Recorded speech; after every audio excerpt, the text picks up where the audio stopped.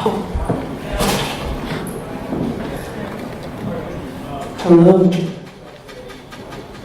I'm recording this part. Okay. And welcome to continuous collaboration with Probo.CI. That's me. I am the CTO and co-founder of ZuvTech, which is based in Philadelphia. I started the company about 9.5 years ago. We are about 25 people, mostly a Drupal-focused shop in Center City, Philadelphia, which, by the way, is the greatest city in the world. There. You didn't really miss anything. There was like some introductions. I'll go back. That's me. Still the same. Any questions so far? We're good. Okay. Well, what do we have? Transitions? I wasn't expecting transitions. Oh, there we go. Okay. So I'm going to be talking today about project workflow and some ideas of how to optimize your workflow. So I, as an owner of a development shop, I think about my product in different ways. So one way that I look at what our shop creates and sells, I can look at it as, we sell hours of expertise. Another way I can look at it is we are an assembly line that's closing tasks, solving problems that come in, outputting fixes for those. Another way I can look at it is we are a machine for providing good jobs for people, and the other mechanics of it are just in order to pay the bills. But today I'm going to be looking at it in terms of outputting software. So, has anybody read this book, The Phoenix Project? Okay. So this is review for you, but for the rest of you, it's a book recommendation. So this is sort of like this classic book of introducing DevOps to sort of like the business community. And it's a novel, but it's really more of like the novel is sort of an excuse to like teach you some basic concepts of DevOps. And one of the things I really liked about it is it teaches you to think of a software development project in using some of the lessons learned in like factory assembly line optimization. So there's like lots of study that's gone into how to improve the efficiency of physical assembly lines. And we tend to think of ourselves like making software, we're nothing like that because we're making bespoke products. So every single thing we're making is different, so we don't really have an assembly line, and you can't really optimize it, so just leave me alone and let me just like do my work and take as long as I want to doing it, right? But in reality, there is process in a software development, and you can actually study your process and try to make it more efficient. And if you do that, then you can probably, get a lot more done, have a lot less headaches, save money, output better code. So the things that I'm really interested in terms of improving our process are I want to improve quality, I want to improve efficiency, predictability, meaning when you do a deployment or something else that there's no surprises, everything's very calm and predictable. But I also want to be able to respond to changes easily. And I want to have transparency so that nobody on the team is like surprised all of a sudden at what's happening.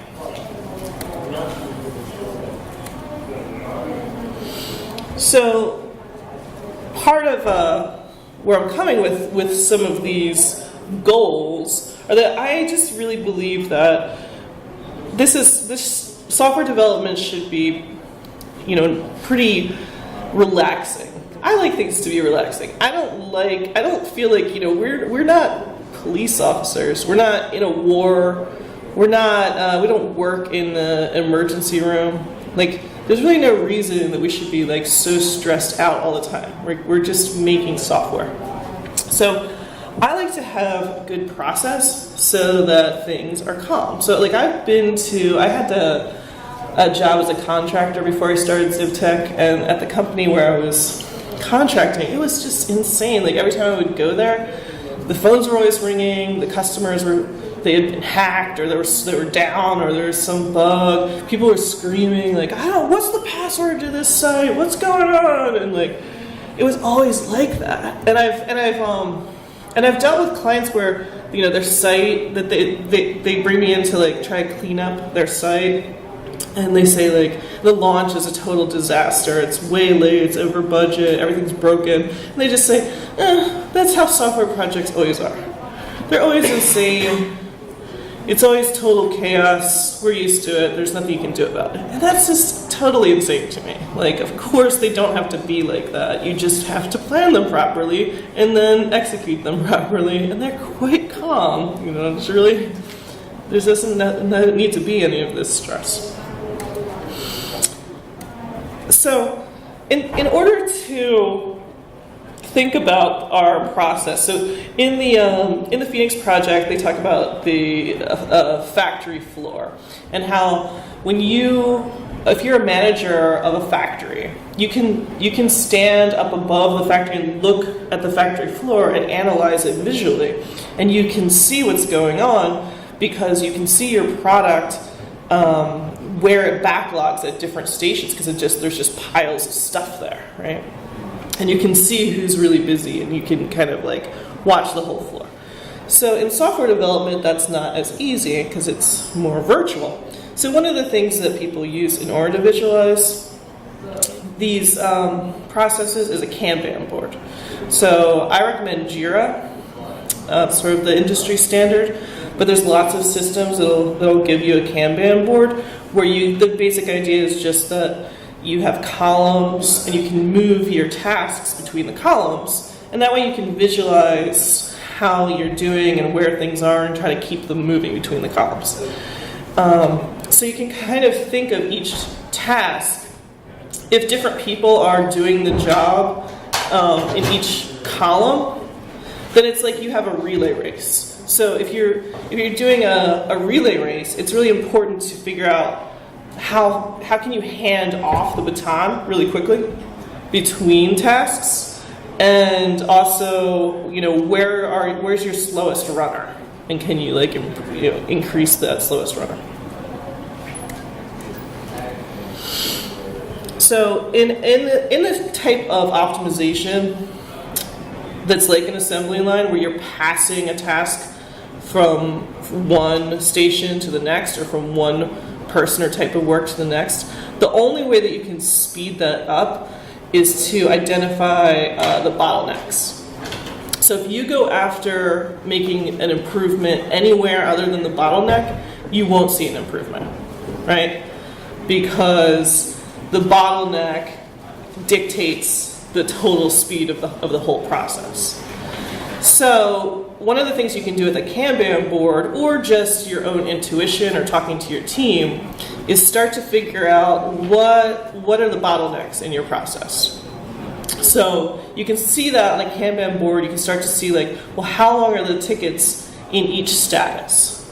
So for us, a lot of times the tickets are really hanging out for a long time in the needs review column, because that's where somebody has to do code review and test the ticket, and that's not necessarily that fun. Sometimes they're hanging out in an awaiting deployment column. You can also look at it by individual. So which types of people or individuals tend to have the most tickets on them. Does anybody have a person on their team that always has the most tickets that you're waiting for all the time? It's usually me. Right. And what's your role? Lead dev. Lead dev, exactly. So has anybody else ever seen that? That is the lead dev that's like the backlog, or it's somebody senior, right? It's usually not like the intern, it's not the QA person, it's not the junior dev, it's not the project manager, it's usually the lead dev, or it could possibly be someone senior on the client side who has to do some type of review. But it's always somebody very senior, right? And that's because the tasks, they're the bottleneck because they're the most expensive and most difficult to scale, right? So that's why we want to go after any type of efficiency that's going to help in what they're doing. So we want to look at all the different tasks that they're doing and how can we make those more efficient or take some of those tasks off of that person. So this guy, Gene Kim, he was the one that wrote that Phoenix project. This is like a quote from article that he wrote that was talking about the 3 ways of DevOps. And the first way, as he calls it, is just talking about optimizing the performance of the entire system, never passing a known defect, and always seeking to increase flow. So that's what, like, looking at that Kanban board and thinking about your bottlenecks and trying to resolve those is all about increasing the flow and the total output of your process. Another concept from the factory optimization is WIP, work in progress. So work in progress is anything that's been started but hasn't been finished. And this is sort of a subtle concept because you might think it doesn't really matter if you're organized how much stuff you started and not finished, but it actually does. So like on a factory floor, if you have a lot of work in progress, that means you can see that right away when you walk into the factory because there's just boxes of stuff everywhere, like all around the factory, and you're tripping over it, and it's hard to do your work. It's confusing. You're getting calls about old orders that aren't quite done yet because they're waiting for some part. The same type of thing happens in software development, where the more work in progress that you have, the slower and less efficient your work is. And I think a lot of people don't appreciate that because if you ever notice, some people are sort of really good at starting tasks but not finishing them, and other people really like to finish tasks but maybe they're not as good at starting them. Well, a lot of people are good at starting tasks and not finishing them, and that creates excessive work in progress, right? So you can visualize that just in your ticket system for how many tickets are in progress or needs review or waiting deployment or just any status where they're being worked on. There tends to be, you probably have hundreds at least at your organization of just things that are in progress. And that's probably more than you can efficiently handle. So that means that there are tasks that get started and then maybe they're not non-billable tasks or something, and then they never get finished, and then you go back 2 years later and you're like, what is this? We were almost done and we never finished it, but now it's all out of date and I don't even know what to do with this, right? So you really, in order to, once you realize that work in progress is actually a dangerous thing, you really want everyone on your team to kind of have these philosophies, and then you can minimize it by thinking about how to focus on getting things done instead of focusing so much on starting them, right? So one way to minimize work in progress is to try to make tasks an efficient size. So that usually means make them smaller, but there's definitely a point where they're too small, right?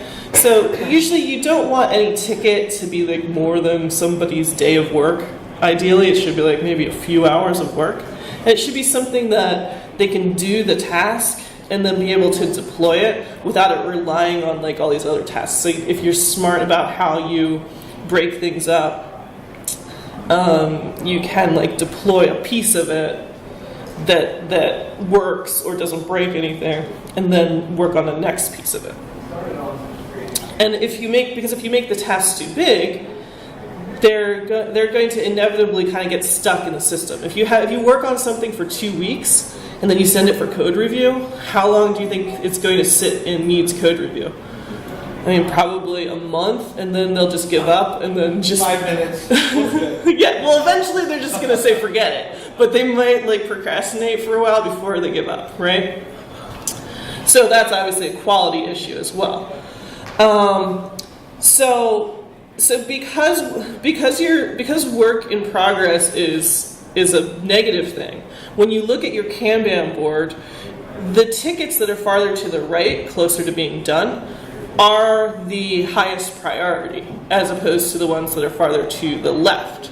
So when you sit down and decide what you're going to work on in the morning, start at the right. Those are hot potatoes. So somebody like sends you something that says like needs code review, that's a hot potato. Like that's not like, oh, I'll get to that whenever, you know. No, that's on fire because it's so far to the right, you got to push it all the way through. It's like if you're playing Parcheesi or something and you're almost at home, that's the piece you want to move, not the ones that are at the beginning.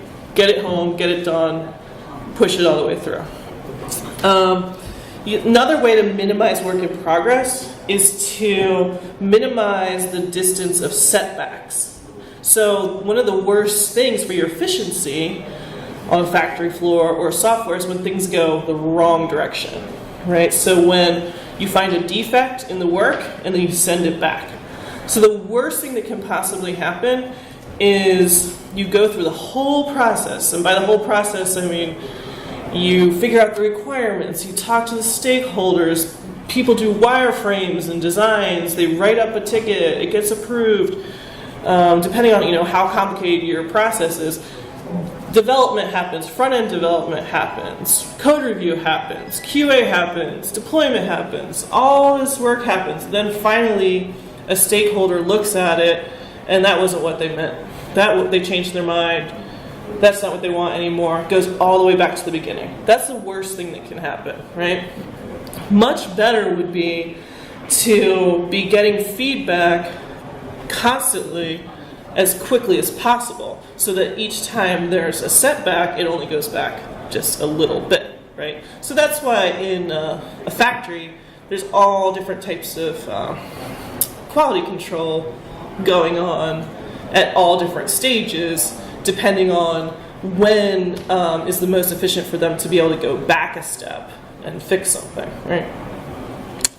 And also related to having less work in progress is I like to think of the software process as really deployment driven. So really the final output that we're creating is the successful deployment of the change to the live environment. So if you think about that end goal from the beginning, you kind of are constantly driving it towards deployment instead of just like you're working on it and then at some point in the middle you're like, oh, I wonder how we're going to deploy it, and then you don't really worry about that. Like the deployment is the whole goal, right? Like it's all about shipping. Like how you'll have some engineers on your team that are geniuses but they just don't ship, right? That's worthless. It's all about shipping. Those people are called scientists. Engineers ship, right? So that ties into Gene Kim's second way. And don't get too excited, I'm not even going to talk about the third way, because not every talk has to be about everything. But the second way is about amplifying feedback loops. So creating these right to left, so right to left in terms of like the Kanban board, right? You always want to shorten and amplify feedback loops so necessary corrections can be continually made. So when you're improving your process, you always want to figure out how can you make it add more feedback loops, make them louder, and faster and easier and get, a lot of times developers, don't want feedback, so maybe they're not going out and asking for it, but you gotta take your medicine. The sooner you take it, the better. Okay, so that brings me to timing. So I think a lot of what makes things more or less efficient in these processes is the timing. So for everything that you do in the process, there's sort of a best and worst time to do it. So when you think about these things, it's like code review. Well, when's the best time to do it? Well, the best time to do it is right when the developer asks for the review.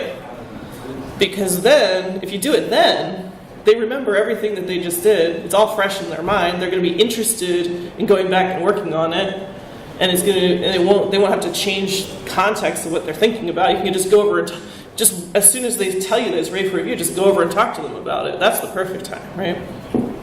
The worst time is like, right before launch or never. The best time for client feedback, as soon as possible, right? The worst time is after launch, right?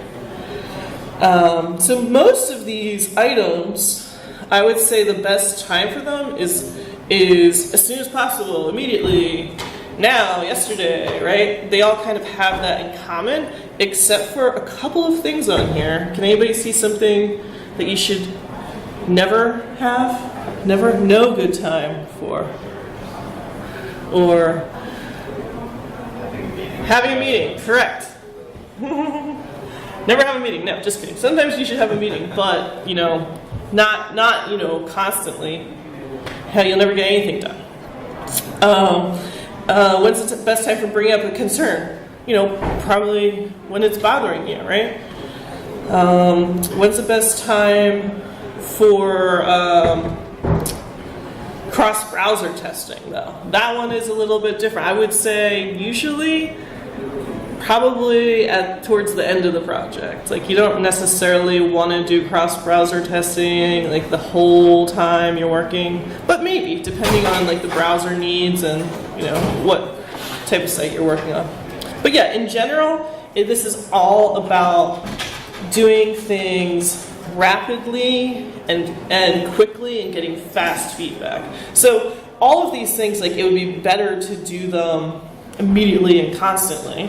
But not if it's going to take too long, right? So cross-browser testing, if you can get automated cross-browser testing, just showing you when something's wrong, great. But if you have to go get out a Windows computer and then fire up some old versions of IE, maybe just do it once at the end, right? Because that's just going to be too inefficient otherwise. So ultimately, where this is going, if you're getting a lot of very quick feedback, it starts to turn into something called collaboration. And I think that a lot of people, myself probably included, get into software engineering because they have this dream that they won't have to talk to anyone. That dream is an illusion. It's never going to happen. So give up on that dream. And instead, you have to accept that what really makes things better is collaborating with more people, more openly, more often. When you collaborate, it improves quality. And guess what? A lot of non-technical people, I don't even like saying that non-technical. It sounds like an insult to them. Although sometimes they say it as an insult, oh, technical people. We need to... There's a lot of abilities on both sides of the technical gap that are relevant to most projects, right? So it's really good to actually work together, especially if your client is maybe a non-technical stakeholder, or you want to have user feedback from people that are not engineers. I don't think collaboration necessarily has to require a lot of meetings. That works for some people. I would rather just like go over and talk to the person that I need to talk to when I have something to say to them, instead of having these weird meetings where you're like, so does anybody have anything to bring up? No? Okay. It's like, well, why don't we just bring it up when we have something to bring up, you know? And then I'll just send you a chat and I'll walk over and we'll talk about it. Okay, so another way that you can visualize your development process, other than a Kanban board, is to visualize your flow of your code using Git, or more specifically, GitHub. So you can kind of map the columns in the Kanban board to what the statuses would be in Git. So for us, if your ticket was in progress, that typically means that you have a feature branch open in Git for your feature that you're working on. Once your ticket goes to needs review, that means that we've opened a pull request in GitHub. And once it's ready for deployment, it means we've merged the pull request, right? So this is just like another way to kind of see what's going on with the process. So this is how we used to work in Git, I don't know, a few years ago. It's sort of the basic way, right? You make a ticket, you start coding, you make a Git commit, you push it to master, somebody does a code review, then you might change something, and finally you release what's in master. This works okay. The problem is that everybody's committing to master all the time, so if somebody makes a mistake or you know, they might take everything down for everyone. The other problem is it's getting committed to master before it's getting reviewed. So if it's like really bad code, it's already in master. Now you're gonna have to like get it back out somehow, which is not that straightforward. So then we decided to switch, like many people, to using feature branches. So the idea there is that whenever you're working on an issue, you open up a new branch in Git. Then you push to that branch, and then the code review can happen in the branch before it gets merged to master. So that's better because now master is cleaner and has less defects, and there's less stuff you have to like try to pull out of master again. But we were still having problems because the stuff that was merged to master, it had gone through code review, but it was going through code review by me. I mean, I was one of the ones that was doing a lot of the code review.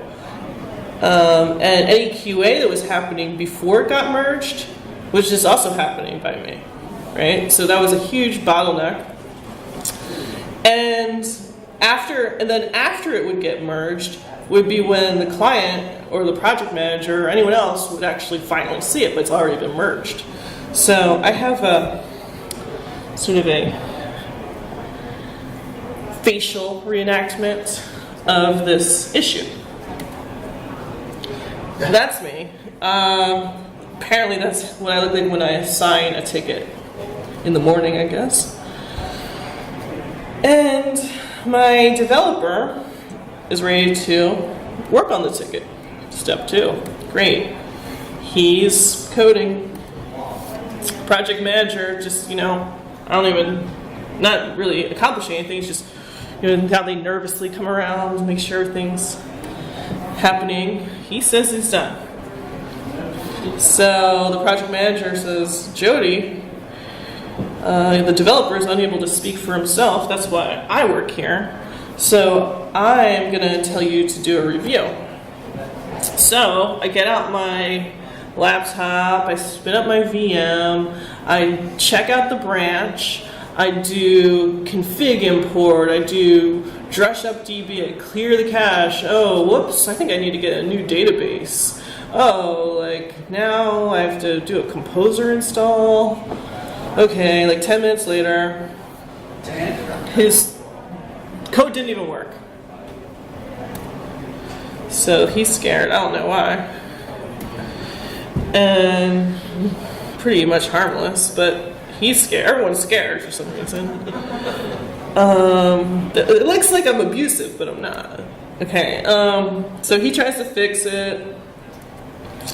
It finally works. Okay, good. So I merge it, merging the pull request now. The client has never done anything this whole time. That's not very good collaboration, right? He or she hasn't even seen anything so far. So now he, I guess, or whatever that is, I don't know, he does, that's kind of rude. I mean, it's not even a person. He finally gets to see the work now that I've merged it, and he wants some changes. So now here's where I'm at, right? I've got all these things were merged, but he only wants me to deploy some of them. So now now Jason's like, oh man, I'm not that good at the Git stuff because I'm a junior developer. Sends it back to the bottleneck person, which is me. So now I get to do some Git cherry picking, carefully like pull out the right ones. That takes me, half an hour. So that's where we got this idea of having an automated QA sandbox. Disclaimer, others also have the same idea. I'll talk about some of them later. And the idea with this automated QA sandbox is that you would have a place for people to test and look at your changes before you merge. That way you won't get into a situation where things have been merged and they're not actually ready to be deployed. And so this really goes along with all the things I was talking about before, which is why I was talking about them. So it amplifies the feedback loop because it makes it easier to get feedback before the Git merges happen. So it moves the feedback loop forwards in the process. It enforces deployment-driven development patterns because each sandbox is basically running through the final deployment when it gets built.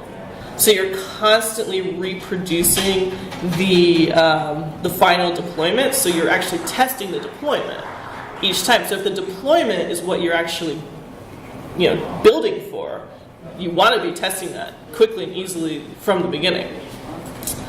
And again, the point of the deployment-driven development is it tends to decrease the deadly work in progress.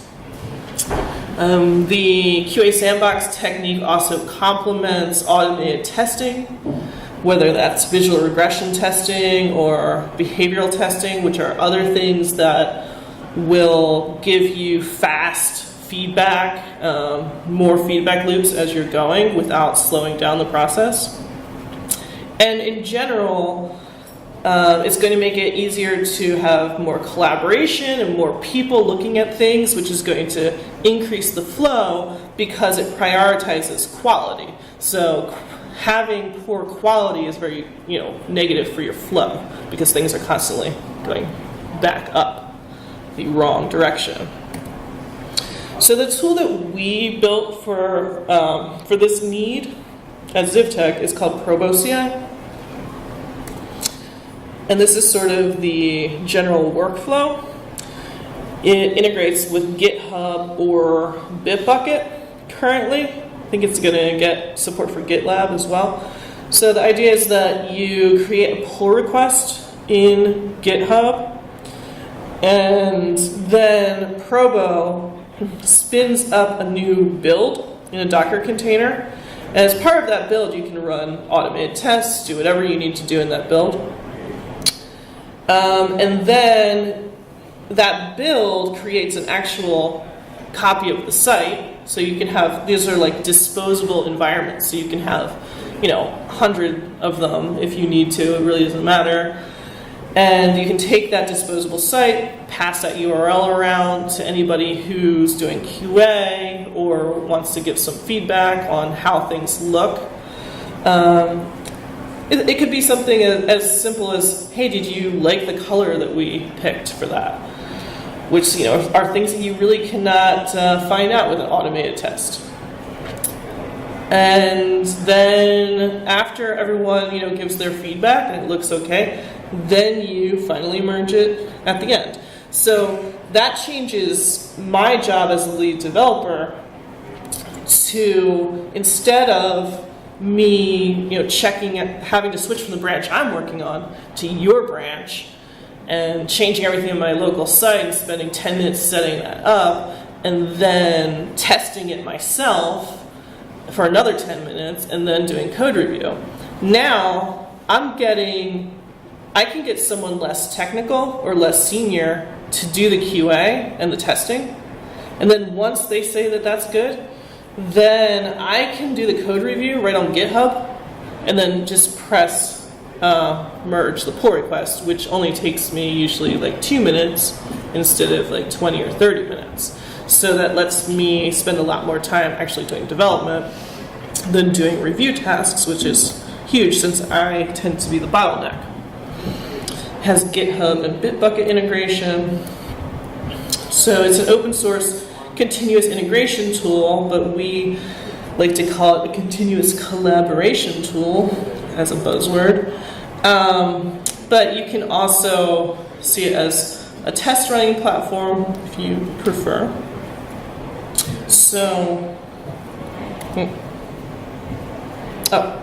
there are a bunch of other cool Sandbox systems similar now in Drupal space.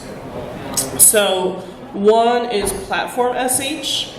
So that's a hosting company that kind of has a similar approach where when you can have like all of these separate environments, their pricing is a little bit confusing to me because they say like, oh, you can have like unlimited environments, but then they have like pricing per environment. So I don't know. You can have unlimited environments if you pay unlimited money.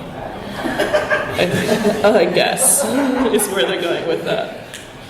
So in that case, I have unlimited. It's a good business model. Yeah, I have unlimited everything. In that way of thinking of things. But I haven't tried it. I'm sure it's great. Pantheon has a similar model with their multi-dev system. So if you just use regular Pantheon multi-dev, you have to kind of like go hit a button and like wait, and it'll make a new environment for your branch. So that's like a place for people to review, and that works okay. I don't like that you have to hit buttons.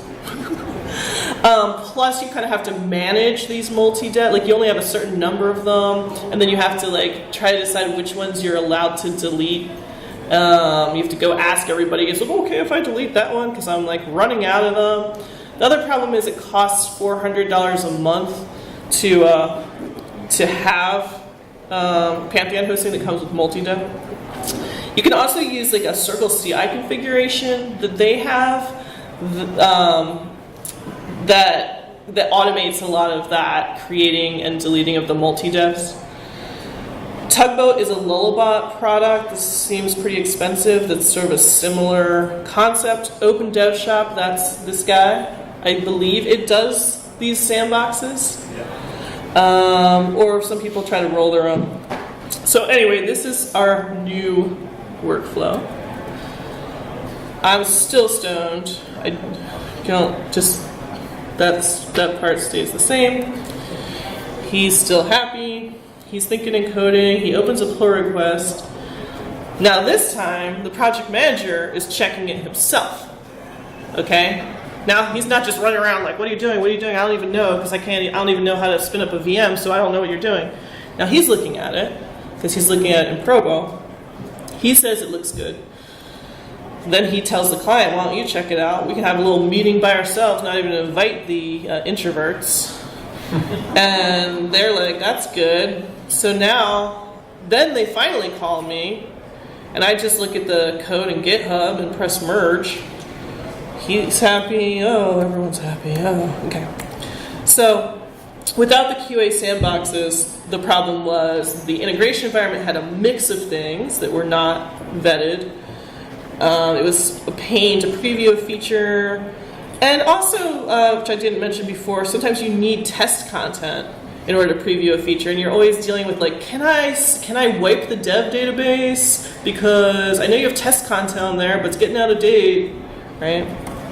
So then with QA sandboxes, the integration environment is already clean, which means deployment is no longer an issue because the deployment of every single feature has been tested multiple times, and everything's already been approved. So you could just deploy whatever you want. I like to make Jenkins jobs where even the project manager can hit deploy, and it always happens the same way.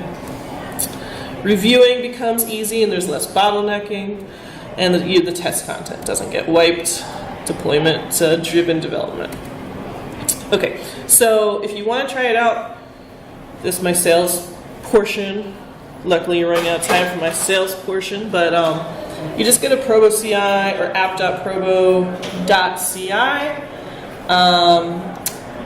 and you just log in with GitHub or Bitbucket, and I think it's free for Marco's the sales man, and you get 2 months for free. And then after that, the pricing is based on your total storage. So you can have as many builds as you want. What I really like about it is it's very fast. Like if you ever use Circle or anything like that, like Probo is faster than any of those. It runs on packet.net, so the builds are crazy fast because I don't like to sit there and be like, oh, it's 5:30. I just opened a pull request, but I want to go to happy hour, but I can't because I have to wait 25 minutes for a build. I don't have time for that. I mean, it's got to build in 3 minutes. That would be good. So depending on how big your database is, it'll take longer, of course, and you'll need more storage, but you might be able to, slim your database a little bit if you don't need all of it. So you can have, it doesn't count, well, it probably counts, but it doesn't care how many environments you have. You could have 10,000 environments if you want. It just automatically deletes the oldest ones for you with the Reaper. But you can pin them. If there are some environments that you don't want to get automatically deleted, you can pin them. And they'll stick around forever. Or until you pin so many that you run out of space. So, thank you very much. Oh, thank you. Have a nice conference. Any questions? Okay, good now. Okay. I have a question regarding the hosting you guys provide. Are you guys FedRAMP certified, or any of those components? You guys offer that? For Probo? So Probo isn't really hosting. It's more just part of the process before you would get to hosting. Okay. I'm not sure though. Do you know, Marco? If it's Not as effective. yeah. I guess it depends on packet. Because the actual data center matters and everything matters. So if it's a packet. I think Black Mesh is certified for that stuff. I think Pantheon isn't. In theory, it's open source, right? So you can install it. Right. In theory. Yes. So we have so most of Probo is all open source. So what you can do is just would hire us to come and set it up inside your network. Okay. Type of thing. So can you get it hosted through botnet? Not out, not like out of the box, like. Because I know Black Mesh is FSMA moderate, and I think they might be going for FSMA high. I guess that's something we need to work on. Yeah, we can look into that. I guess government people are very into this. Well, we have to. Yeah, I get it. Just requirements. You don't love it. Yeah, information where that data is stored and how. So Yeah. So it sounds like for those of us in government, an ideal solution would be to install this on our own servers. Correct. But you're hosting the system that you guys offer with the storage space that may not qualify, is what you're saying, correct? Yeah. The so- software as a service. The Yeah. software as a service. Got it. Okay. Yep. Any more questions? Thank you.